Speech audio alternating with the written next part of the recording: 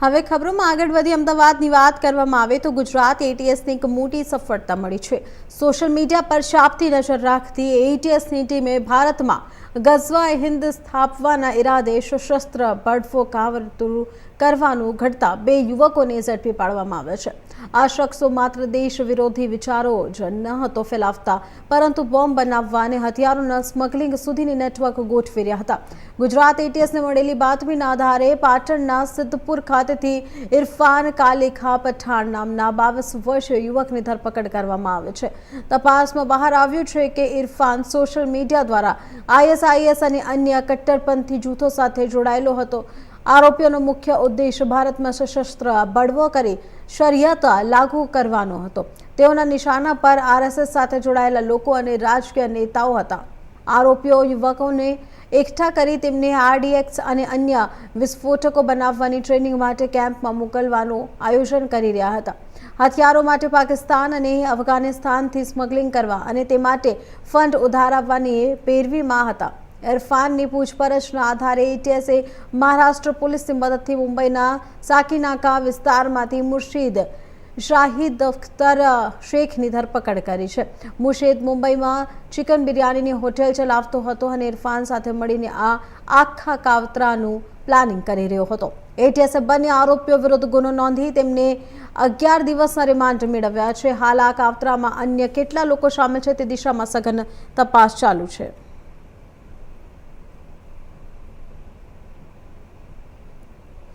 તો આપને જણાવી દઈએ કે ગુજરાત એટીએસને એક મોટી સફળતા મળી છે, જેમાં સિદ્ધપુર અને મુંબઈથી કાવતરું ઘડવાનું આરોપીઓ પણ ઝડપી પાડવામાં આવ્યા છે। દેશ વિરુદ્ધ કાવતરું ઘડવાનો આરોપ છે। હથિયારો અને વિસ્ફોટકો માટે નેટવર્ક તૈયાર કરવામાં આવ્યા છે।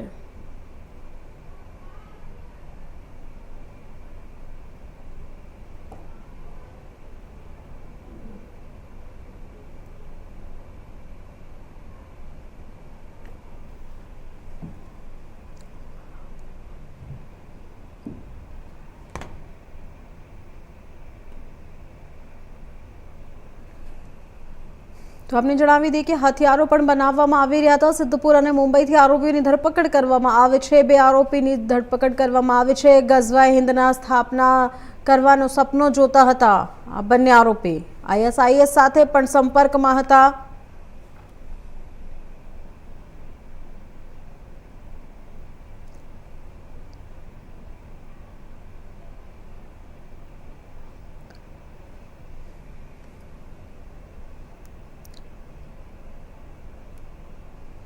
તો આપને જણાવી દઈએ કે ગઝવાએ હિન્દનો સપનો હતો। ગુજરાત એટીએસને એક મોટી સફળતા મળી છે। સોશિયલ મીડિયા પર ચાંપતી નજર રાખતી એટીએસ ટીમે ભારતમાં ગઝવાએ હિન્દ સ્થાપવાના ઇરાદે સશસ્ત્ર બળવો કરવાનું કાવતરું ઘડતા 2 આરોપીઓને ઝડપી પાડવામાં આવ્યો છે। આ શખ્સો માત્ર દેશ વિરોધી વિચારો જ ન હતો ફેલાવતા, પરંતુ બોમ્બ બનાવવા અને હથિયારોના સ્મગલિંગ સુધીનું નેટવર્ક ગોઠવી રહ્યા હતા।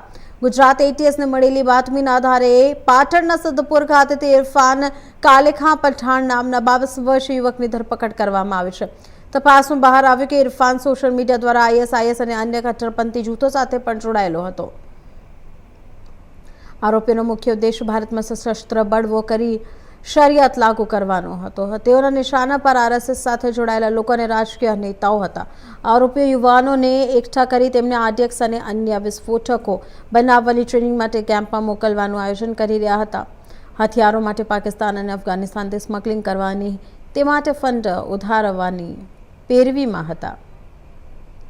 ઇરફાનની પૂછપરછના આધારે એટીએસે મહારાષ્ટ્ર પોલીસની મદદથી મુંબઈના સાકીનાકા વિસ્તારમાંથી મુર્શીદ શાહિદ અખ્તર શેખની ધરપકડ કરી છે। મુર્શીદ મુંબઈમાં ચિકન બિરયાનીની હોટેલ ચલાવતો હતો અને ઇરફાન સાથે મળીને આખા કાવતરાનું પ્લાનિંગ કરી રહ્યો હતો।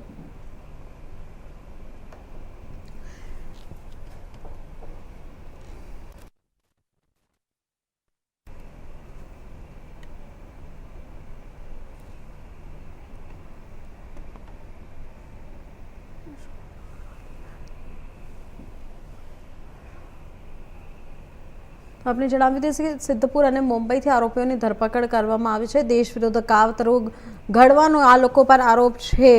એટીએસની ચોક્કસ બાતમી મળી હતી, જે બાદ આ ઓપરેશન હાથ ધરાયું હતું।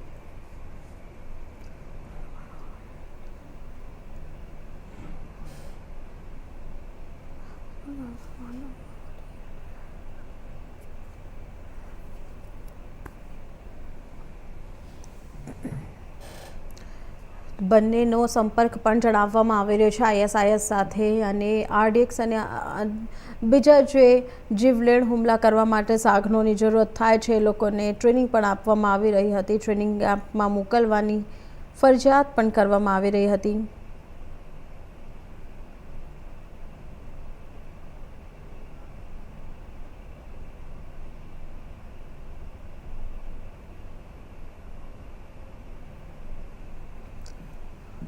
અફઘાનિસ્તાન અને પાકિસ્તાનથી ઇલીગલ તરીકે આ લોકો સાગનો પણ લઈ રહ્યા હતા। સિદ્ધપુર અને મુંબઈથી બંને આરોપીઓની ધરપકડ કરવામાં આવી ગઈ છે। મુંબઈમાં ચિકન બિરયાનીનો એક રેસ્ટોરન્ટ ચલાવતો હતો આરોપી।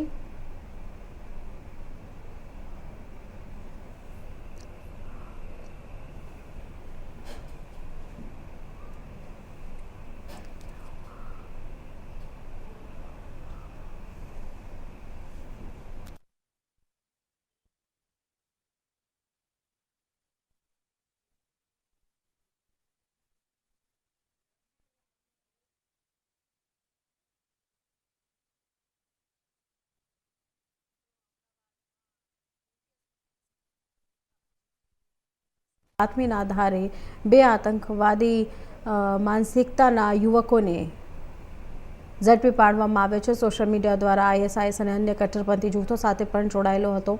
આરોપીઓનો મુખ્ય ઉદ્દેશ્ય ભારતમાં સશસ્ત્ર બળવો કરી શરિયત લાગુ કરવાનો હતો। તેઓના નિશાના પર આરએસએસ સાથે જોડાયેલા લોકો અને રાજકીય નેતાઓ હતા। આરોપીઓ યુવાનોને એકઠા કરી તેમને આરડીએક્સ અને અન્ય વિસ્ફોટો બનાવવાની ટ્રેનિંગ માટે કેમ્પમાં મોકલવાનું આયોજન કરી રહ્યા હતા। હથિયારો માટે પાકિસ્તાન અને અફઘાનિસ્તાનથી સ્મગલિંગ કરવા અને તે માટે ફંડ ઉધરાવવાની પેરવીમાં હતા। ઇરફાનની પૂછપરછના આધારે એટીએસે મહારાષ્ટ્ર પોલીસની મદદથી મુંબઈના સાકીનાકા વિસ્તારમાંથી મુર્શીદ શહીદ અખ્તર શેખની ધરપકડ કરી છે। મુર્શીદ મુંબઈમાં ચિકન બિરયાનીની હોટેલ ચલાવતો હતો અને ઇરફાન સાથે મળીને આખા કાવતરાનું પ્લાનિંગ કરી રહ્યો હતો। એટીએસે બંને આરોપીઓ વિરુદ્ધ ગુનો નોંધી તેમની 11 દિવસના રિમાન્ડ મેળવ્યા છે। હાલ આ કાવતરામાં અન્ય કેટલા લોકો સામેલ છે તે દિશામાં સઘન તપાસ ચાલુ છે।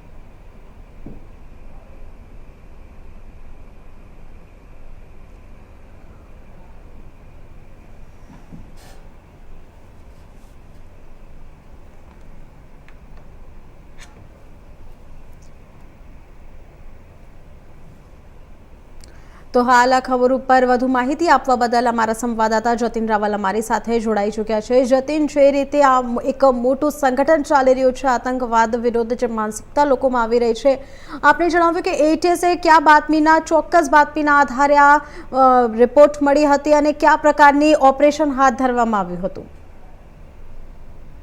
જો ચોક્કસથી આપણે જણાવી દઉં કે ગુજરાત એટીએસ ને જે છેલ્લા કેટલાય સમયથી જે છે તે એક બાતમી જે છે તે મળી હતી કે ગજવાય હિન્દ સાથે જે ગજવાય હિન્દ નામનું જે દેશ વિરોધી જે સંગઠન છે તેની સાથે સંકળાયેલા કેટલાક લોકો જે છે તે અહીંયા ફરી રહ્યા છે અને તેના આધારે જે છે તે ગુજરાત એટીએસે જે છે તે પાટણના સિદ્ધપુર ખાતેથી ઇરફાન કાલેખાન પઠાણ નામના 22 વર્ષીય યુવકની ધરપકડ કરી, જેમાં તપાસની અંદર જે છે તે બહાર આવ્યું છે કે ઇરફાન સોશિયલ મીડિયા દ્વારા આઈએસઆઈએસ અને સાથે સાથે ગજવાય હિન્દ જેવા કટ્ટરપંથી સંગઠનો જૂથો સાથે જે છે તે જોડાયેલો હતો અને આરોપીનો મુખ્ય ઉદ્દેશ જે છે તે ભારતમાં સશસ્ત્ર બળોથી અને શરિયત લાગુ કરાવવા જે છે તે હતો અને તેઓના નિશાના ઉપર તેમની સાથે જોડાયેલા જે કાર્યકર્તાઓ સાથે રાજકીય નેતાઓ તમામ જે છે તે તેમના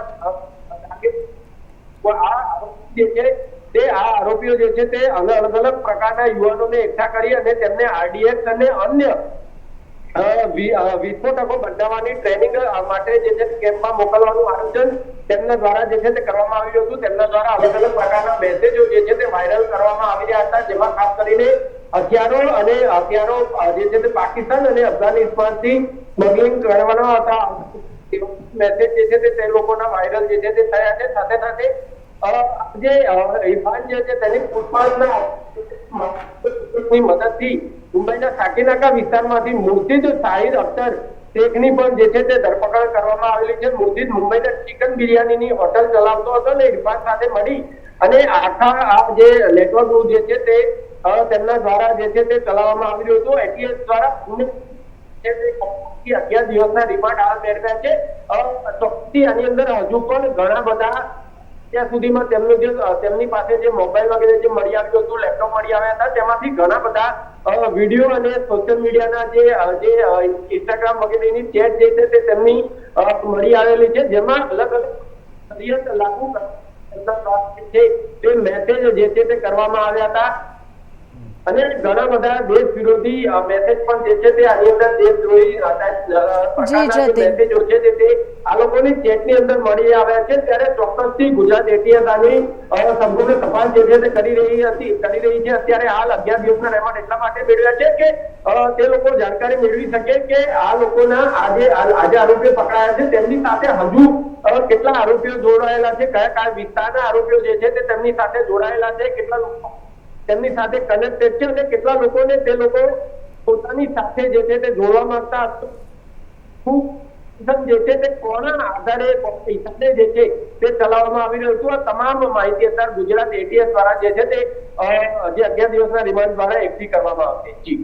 જી જતીન, જે રીતે ઇરફાન અને મુર્શિદ વચ્ચે કનેક્શન છે, કેટલો સમયથી આ કનેક્શન સામે આવ્યું છે અને જે રીતે આપે જણાવ્યું કે બંને લોકો ઘણા બધા લોકોને આરડીએક્સ અને વિસ્ફોટકો માટે ટ્રેનિંગ માટે મોકલતા હતા, આ ટ્રેનિંગ સેન્ટર ક્યાં છે? કંઈક મદરસા છે કે આઈએસઆઈ તરફથી કોઈક ટ્રેનિંગ સેન્ટર બનાવવામાં આવ્યું છે?